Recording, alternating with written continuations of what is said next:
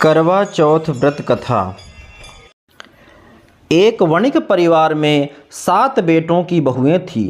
6 बहुओं के पीहर वाले बहुत धनी थे और भरे पूरे परिवार के थे।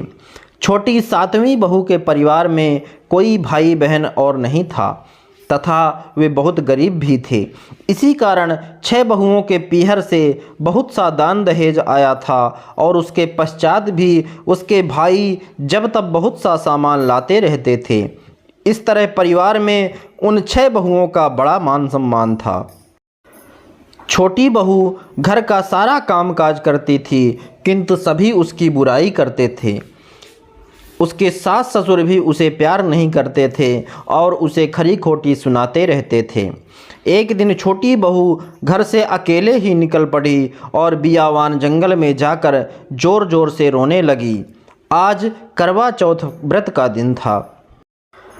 उसकी जेठानियों के घर से करवा चौथ व्रत के लिए उनके भाई करवा और सौभाग्य की सामग्री की पिटारियाँ लेकर आए थे।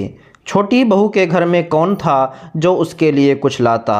इसी से वह दुखी होकर जंगल में रोती हुई विचरने लगी। एक नाग उसके रोने को सुन रहा था। वह अपने बिल में से निकलकर उसके सामने आया और मनुष्यों की बोली में पूछने लगा, बहन तुम क्यों रो रही हो? आज तो करवा चौथ व्रत का दिन है, हंसी खुशी व्रत करो। छोटी बहू पहले तो नाग को देखकर डर गई, फिर साहस करके बोली, आज करवा चौथ व्रत का दिन है। सब बहुओं के भाई आज करवा और बहुत सा सामान लेकर आए हैं। मेरे पीहर में कोई नहीं है जो मेरे लिए करवा और सामान लाता। काश मेरा भी कोई भाई होता तो मेरे लिए भी करवा लाता। यह सुनकर नाग को दया आ गई और वह बोला, बेटी तुम अपने घर जाओ, शायद तुम्हारा कोई मुँह बोला भाई घर पर करवा लेकर आए। यह सुनकर छोटी बहू घर आकर संतोष से सब कामों में लग गई। कुछ देर बाद एक मनुष्य आया और छोटी बहू की सास से बोला, मैं तुम्हारी छोटी बहू का भाई हूँ। उसके बचपन में ही मैं बाहर जाकर रहने लगा था, अब घर आया हूँ। आज करवा चौथ है, मैं उसके लिए करवा और सुहाग पिटारी तथा कपड़ा लाया हूँ। सास ससुर और सभी बहुएं उसके लाए हुए बहुमूल्य सामान को आंखें फाड़ फाड़ कर देखने लगी। वाह, इतना सामान और इतना बेशकीमती! छोटी बहू ने प्रसन्न होकर अपने भाई का सत्कार किया और सास ससुर ने भी उसको प्रेम से भोजन आदि कराकर विश्राम करने को कहा। करवा चौथ का व्रत हंसी खुशी हो गया। अगले दिन छोटी बहू का भाई उसकी सास से बोला, माताजी मैं बहन को कुछ दिन घर ले जाकर रखूँगा, आप इसे मेरे साथ भेज दें। सास ने उसे प्रसन्नतापूर्वक उस भाई के साथ भेज दिया। वह मनुष्य रूप में नागों का राजा था। वह उसे ससुराल से अपने महल में लेकर आया और बोला, बहन तुम जितने दिन रह सको यहाँ हंसी खुशी रहो, अपनी इच्छानुसार खाओ पियो और सारे महल में जहाँ मर्जी हो वहाँ घूमो, लेकिन यह ख्याल रखना कि सामने वाली नाद का ढक्कन उठाकर कुछ देखना नहीं। छोटी बहू भाई के महल में आराम से रह रही थी। एक दिन जब भाई कहीं गया था तो उसने नाद का ढक्कन उठाकर देखने का विचार किया।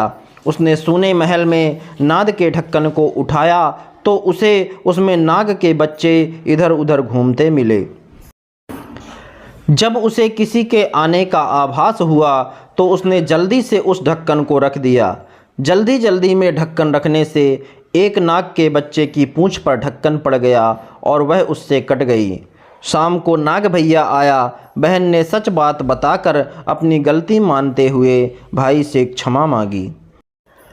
नाग भैया ने उसे क्षमा कर दिया। वह पूंछ कटा नाग बंडा बंडा नाम से बड़ा चिढ़ता था। उसने एक दिन नागिन माँ से पूछा उसकी पूंछ कैसे कटी। जब उसे मालूम हुआ कि उसकी बहन ने नाद का ढक्कन जल्दी जल्दी में रख दिया था सो उसकी पूंछ कट गई, तो बंडा बोला, मैं उससे बदला लूँगा, मैं कुछ नहीं जानता।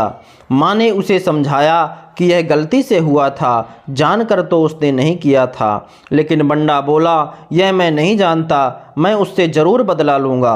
और एक दिन बंडा अपनी बहन के घर चुपचाप पहुंचकर घर में छिप गया। वह अवसर की ताक में था कि वह उसे काट कर घायल कर दे। कमरे में जहाँ बंडा छिपा था और छोटी बहू बैठी थी, वहीं उसकी सास आई और बातों ही बातों में उसने बहू से पूछा, बहू तुझे सबसे प्यारा भाई कौन लगता है? बहू ने तुरंत प्रसन्न होकर कहा, माता जी मुझे तो बंडा भैया सबसे प्यारा लगता है। बंडा यह बात सुन रहा था। वह सोचने लगा, मुझे धिक्कार है जो मैं अपनी बहन को जानबूझकर काटने आ गया हूँ। वह वहाँ से चुपचाप लौटने लगा। तभी उसे याद आया कि कल करवा चौथ का व्रत होने वाला है। उसने वहाँ से लौटकर करवा और अन्य ढेर सारा सामान इकट्ठा किया और अपनी बहन के घर लेकर पहुँच गया। बहन और उसकी सास ने उसका बहुत प्यार से स्वागत सत्कार किया। जब वह अपने घर पहुंचा तो माँ ने पूछा, क्या तुमने अपनी बहन से बदला ले लिया? बंडा बोला, माँ वह तो मुझे सबसे ज़्यादा प्यार करती है, ऐसी बहन से कोई बदला लिया जाता है क्या? अब तो बंडा अपनी बहन के घर हर करवा चौथ पर करवा और अन्य सामान लेकर जाने लगा। सब लोग भाई बहन के प्यार से बहुत खुश थे। हे करवा चौथ माता, तुमने छोटी बहू के जैसे दुख के दिन फेरे, उसी तरह अपने अन्य व्रत करने वाली माता बहनों के दुखों से दूर करना और सुहागिनों को उनका सुहाग अक्षय कर उनको सब प्रकार से संतानों सहित सुख संपत्ति प्रदान करना। बोलिए चौथ माता की जय। भगवान श्री गणेश की जय।